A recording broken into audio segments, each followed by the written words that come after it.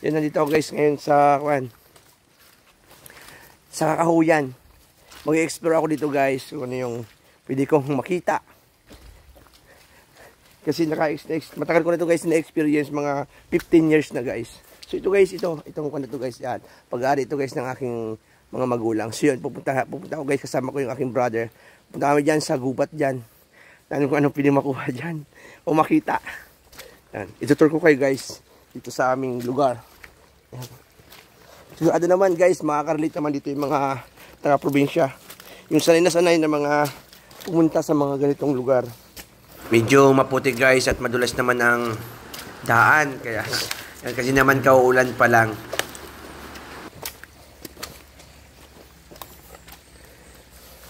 Di ba may bubon dyan?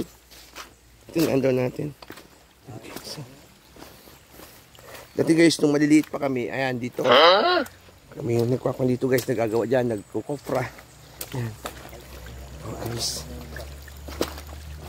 So guys, kaso dito guys sa aming lupain, yun, mabato talaga siya, grabe. Yung bato talaga.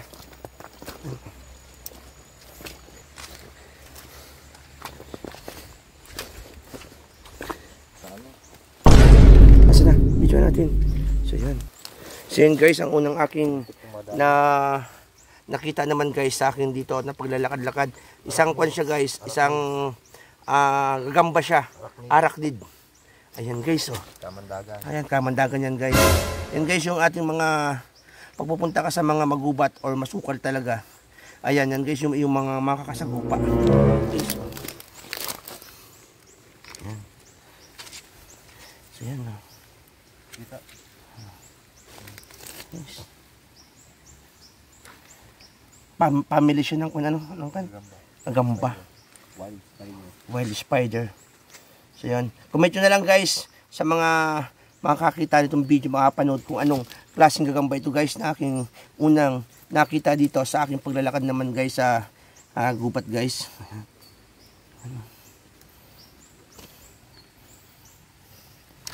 So yan, haba guys ng kanyang lamay. So yun, pag nakapaa ka lang dito guys, kaya naman guys yun nagbuta naman ako guys, oh. Ayan, para safe na safe naman guys. Ayan. Kaya yun guys, pag hindi ka nagmalay, no, nakagat ka niya sa paa or sa kamay, maaring mamanhid or maparalyze guys. Kasi naman may kamandag talaga yun. Ang kuna ito, ang gagamba na to. Pag guys naman tayo na may makita naman ng mga ganito na mga nilalang. So hayaan na lang natin kung di naman tayo nila sinasaktan. Kasi naman, napaka-important din naman din sa ating ecosystem. Yan, may ginagampanan na naman silang papel dito. Kaya hayaan na lang sila dyan. Kaysa naman natin silang saktan. Yon. Anong kanyan, master? Anong puno yan? Malaki na yan. Yan. Ayan. So yon, ang tawag namin dyan guys sa puno na yan ay tangisang bayawak. Napakalaki na niya guys, oh. Ayan. Kaso guys, kwan siya. Supud. Local name lang yan guys. Ang tawag sa amin is tangisang bayawak.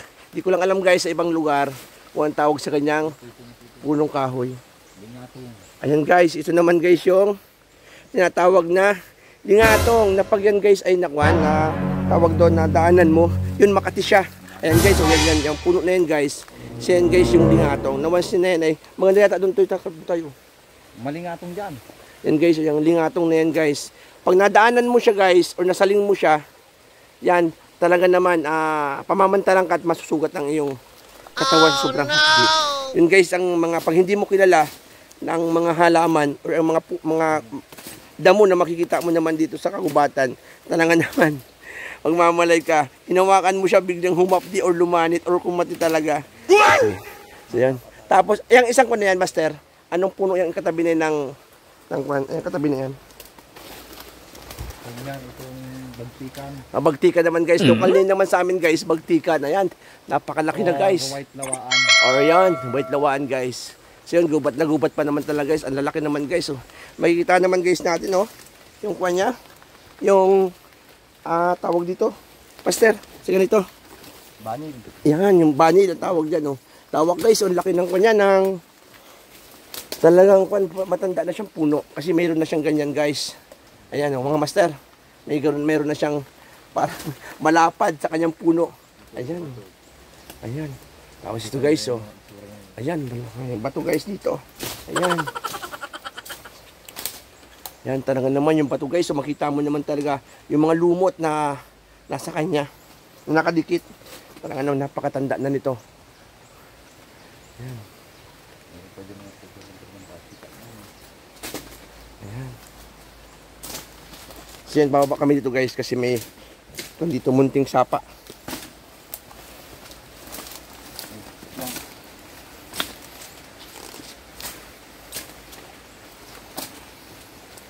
Tatandaan nyo guys, ayan o, sa yung lingatong, di ba? Ayan o, yan guys yung lingatong. Yan guys yung tandaan nyo to guys, ito yung mga kamaster, itong puno na to. Ang mga lingatong na ito, hindi ko alam guys kung anong tawag sa lugar sa inyo. Ito, ayan, ganda guys ng ano, ang ganda guys ng kanyang bulaklak. Pero pag hinawakan mo siya guys, sinaling mo siya, so yan, masyadong mahapdi siya guys. Masakit, parang nalipa. Ayan guys, oh. Super ganda naman. So mga ilang araw yun master bago nawawala pag nalingatong ka nito? Ha? Yun, mga 1 week siya bago mawala talaga. Maring masugat ka, ganoon. Super kati niya. Ayan. Ang ganda guys ng kanyang bulaklak. Oh. Ayan, oh. So yun, pwede din daw magkaroon tayo ng fever. Ayan. Ayun. Kala ko napadikit na ako. Ayan guys, napakaganda naman guys. Oh. Ang ganda ng bulaklak niya pero yun, di mo siya pwedeng hawakan. Kasi naman, yun, talaga naman malilipa ka. Guys, pa-comment na lang kung anong tawag nyo dito sa inyong lugar. Ang tawag namin dito is lingatong. Yan guys. Yung ang account pa dito guys, nabubuhay mostly ang mga lingatong sa may mga tubig. So dito guys, meron ditong munting sapa. Ayan guys, oh. Dumadaloy guys ang tubig. Kaso dito guys, pagdating dito, nawala na siya. Ayun, dumaan na siya guys sa ilalim. Wala na guys, nawala na yung sapa dito. Ayan. Pero dito guys, ayan oh, patuloy siyang dumadaloy. Yun, tabi po apo sa mga nandito. Ayan oh, ayan guys. Pero, hanggang dito lang siya. Hanggang dyan lang yung tubig niya. Yun. Pagdating naman dito, wala na. Wala na siyang tubig. So, ibig sabihin, may dinadaanan siyang lagusan sa ilalim. Yun, tabi-tabi apo lang po. Kasing tabi po. Dito kami guys, dumaan sa sapa guys. Pero walang tubig sa ilalim. Dumadaan yung tubig. Diba? Ayun, ayun na guys. Dito pala sa lumusot. Ayan. Ayan. Ayan guys. So, ayan. Dito na lumusot yung tubig na galing doon. Maan. Ayan.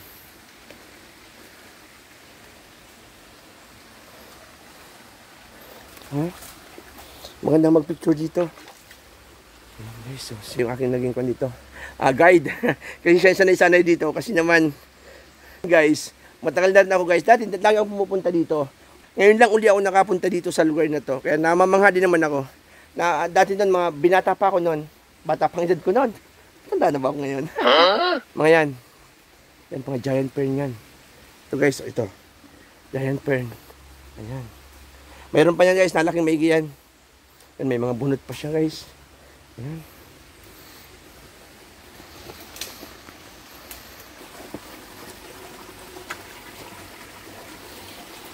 Ayan. Ayan, munting sapa siya guys. Siguro wala naman ditong isda. Ito guys, giant fern. Yan naman guys, yung mga ugat naman na makikita naman natin. Yumayapos na talaga sa mga bato. Kasi siyempre naman yung lupa, yun, nasasama na sa tubig. Siguro pag malakas, yung agos, ayan. Para sa magjuha lang naman, yung gusto mo nang kumawala. Pero ayan, kapit na kapit at yakap naman sa iyo. Ayaw ka talagang pigilan, ang hinayang naman sa inyong pinagsamahan. Nahugutan guys. At yung mga taga-probinsya, ayos lang yung ganito, sanay-sanay tayo sa ganitong buhay. Diba? Madudlos pa ako guys.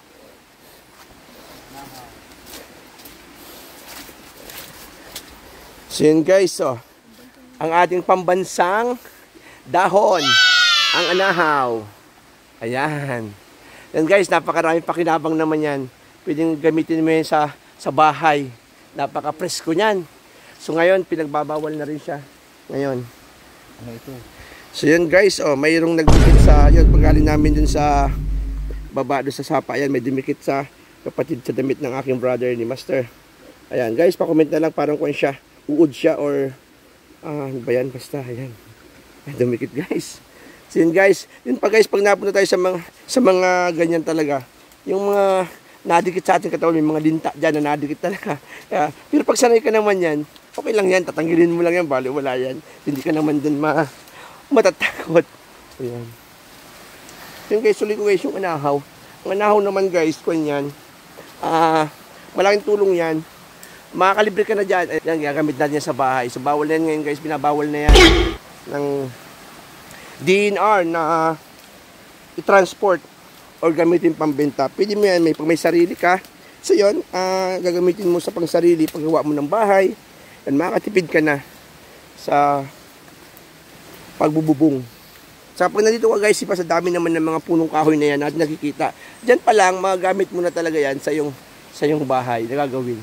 Hindi na makakatipid na talaga. Kaya mas maganda talaga guys yung nandito sa probinsya. Ayan. Guys, tuloy-tuloy lang kami guys sa paglalakad dito. So guys, anahaw pa, ayan. Malapitan guys ang pambansang dahon ng Pilipinas. Ayan. Yung lumalaki rin guys yung kanya, yung puno niya. At napakatibay niyan guys. Sumaring ginagamit din ito sa kwan. Marami pinagagamitan, di ba, ang ito? Itong kanito, kahoy. Ginagawa rin siyang pamusti sa bahay, ganon. Matibay kasi siya, guys. Sahig. Yan. Ayan. Daming anahaw dito.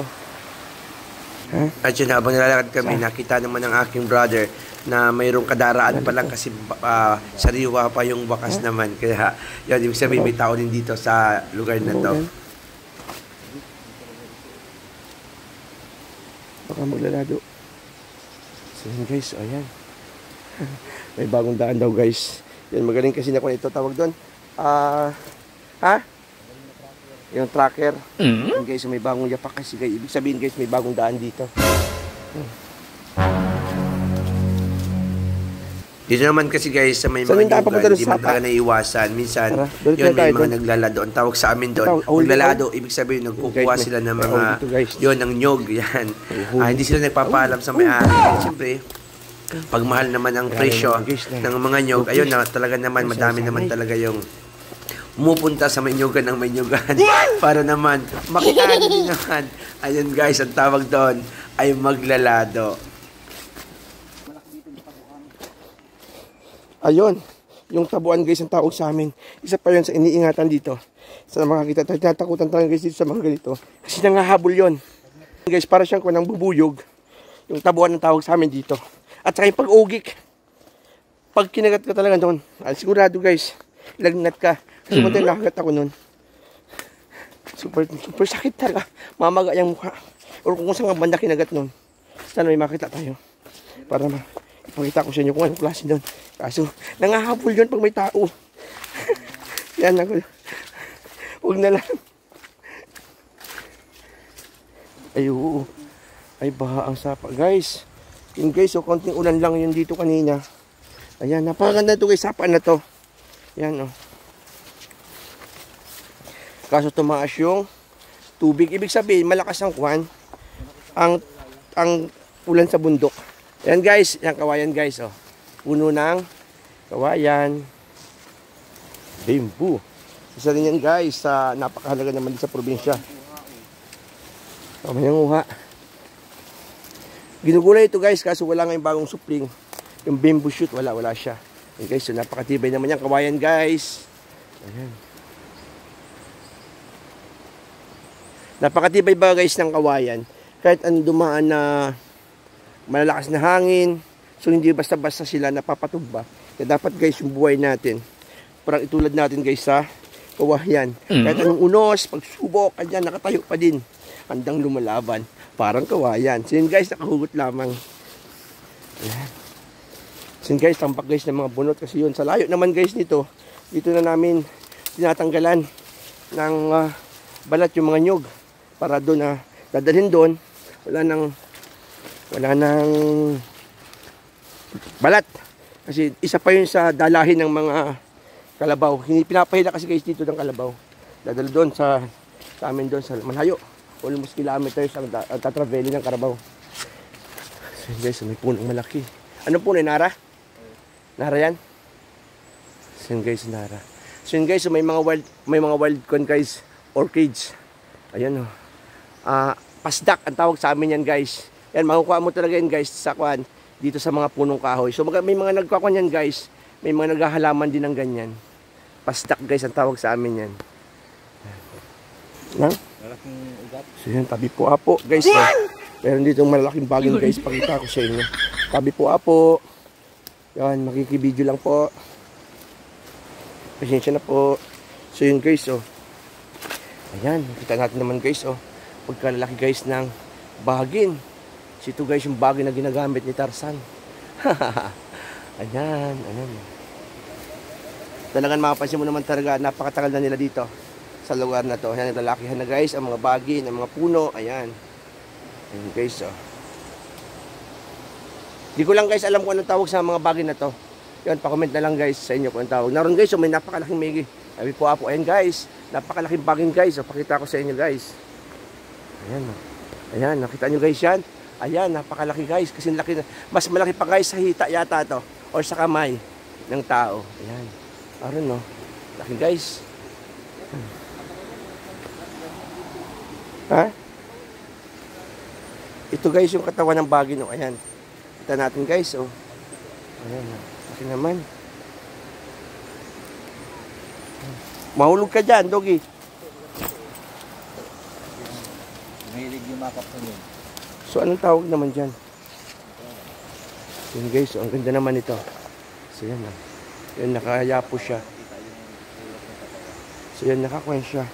Nakayakap siya sa kwan. Sa nyug. Parang sa magjowa uli. Sa tagal ng panunuyo naman sa'yo, yun, napilitan ka naman guys, talaga na sa iyong yakapin. Ayan guys, may na naman guys. Sarap naman pa yun. Tawag doon, Kilawan. Salaksak. Ang tawag sa amin nun, ibon na yun. So, kanya-kanyang lugar, kanya-kanyang tawag. Hindi ko alam ang kanyang English name. Hindi sabihin mo, may taong kapitin. Ay, ganon. Ayun, ganun pala yung mga ibon na yan. Pag sila may napapansin ng mga taong daraan daw, lumumunis sila. Kaya guys, pag tayo nandito sa ganito, ng mga liblib na lugar, mga bubat, pag humuni yan, ibig sabihin may tao. Oo. Ay, tara na.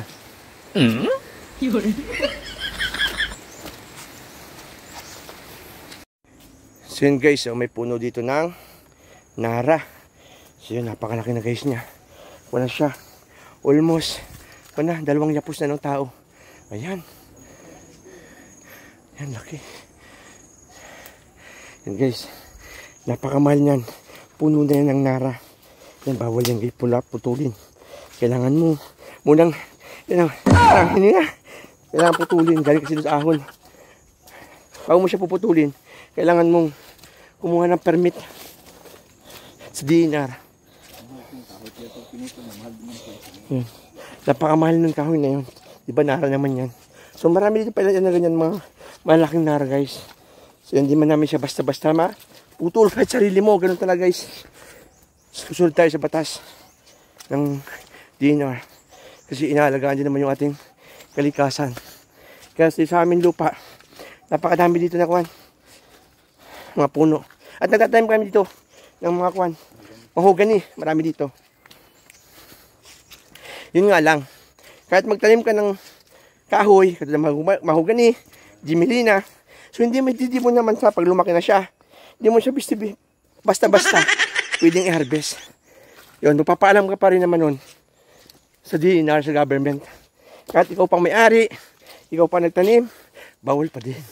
So yun, napaka-estricto diba? Ayos lang yun guys, simple naman, para maproteksyon naman yung ating inang kalikasan. Kasi naman natin guys,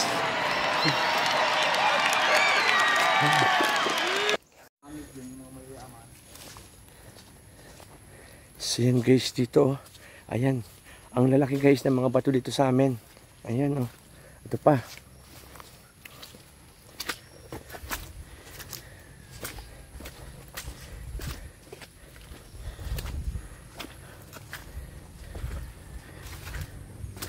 Ayan. Ayan.